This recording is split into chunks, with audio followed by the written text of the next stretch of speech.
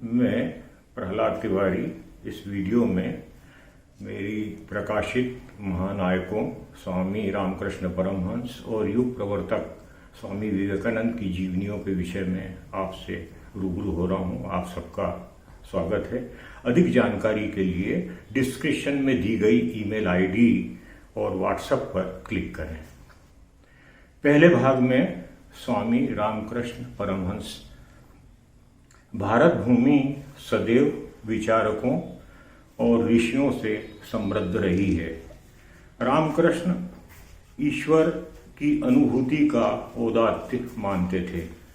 संसार की प्रत्येक वस्तु में उसका अस्तित्व उनके गहन आध्यात्मिक चिंतन और साधना की निष्पत्ति है। उन पर समाधिस्थ होना परम सत्ता से साक्षात्कार का अभिन्न पक्ष है। विभिन्न साधना पद्धतियों में, विभिन्न धर्म संप्रदायों में विरोधाभास नहीं बल्कि केंद्रित प्रयोजन सदैव उपस्थित रहता है।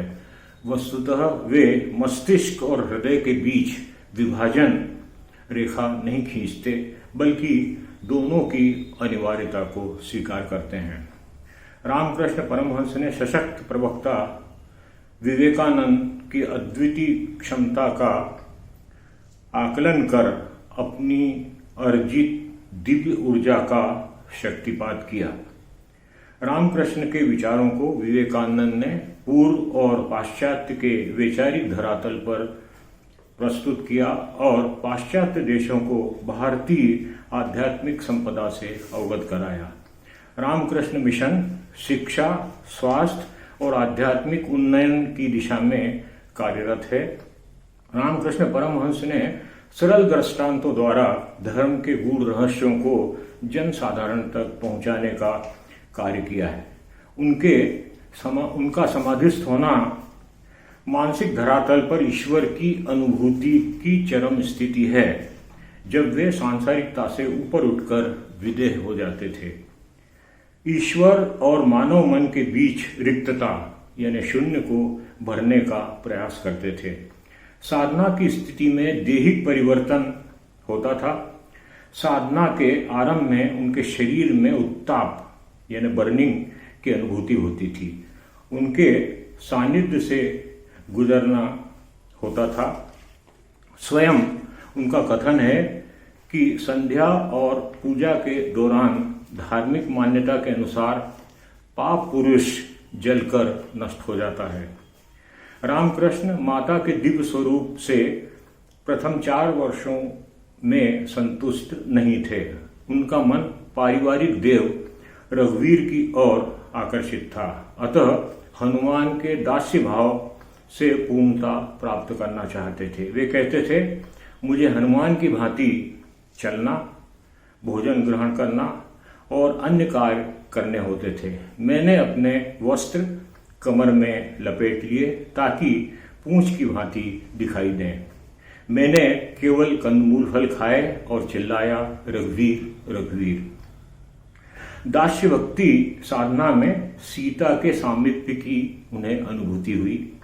वह देवी स्त्री उत्तर से दक्षिण जा रही थी। एक काले मुंह का बंदर उनकी गोद में बैठ गया। मैं चेतना विहीन होकर जमीन पर गिर पड़ा। रामकृष्ण की मनोविकृति अर्थात अस्तव्यस्ता ब्रह्मचर्य के कारण मानकर उसे खंडित करने के लिए वेश्याओं को नियत किया गया। दक्षिणेश्वर और उसके पश्चात कोलकाता के मछुआ बाजार में यह प्रयोग दोहराया गया। रामकृष्ण ने वेश्याओं में दिव्य माता के दर्शन किए और माता कहकर मूर्छित हो गए। वेश्याओं ने ब्रह्मचर्य से भटकाने को पाप मानकर क्षमा मांगी और बोधगम्य विदा हुई। रामकृष्ण के अमृत वचन। ईश्वर साक्षात और निराकार दोनों है। वह अपने को विविध रूपों में अभिव्यक्त करता है। ईश्वर परम वास्तविक है और प्रतिभासिक विश्व अवास्तविक। अज्ञानता से अहंकार का जन्म होता है। सभी मनुष्य ईश्वर पुत्र हैं, उनके सेवक हैं। मैं भी ईश्वर पुत्र हूँ, सेवक हूँ। चंदा मामा सबका मामा है, सभी हंस पड़ते हैं। श्री राम दृश्य जगत के लिए मनुष्य थे। वस्तुतः वे सर्वोच्च परम थे। वे मनुष्य रूप में प्रतिबंधों में दिखाई देते हैं, किंतु वास्तविकता में वे सीमित नहीं हैं। ईश्वर को जानना ही बुद्धिमता है और न जानना अज्ञानता। लोग पत्नी, बच्चों और धन के लिए विलाप करते हैं, लेकिन ईश्वर के लिए कोई विवाद नहीं करता।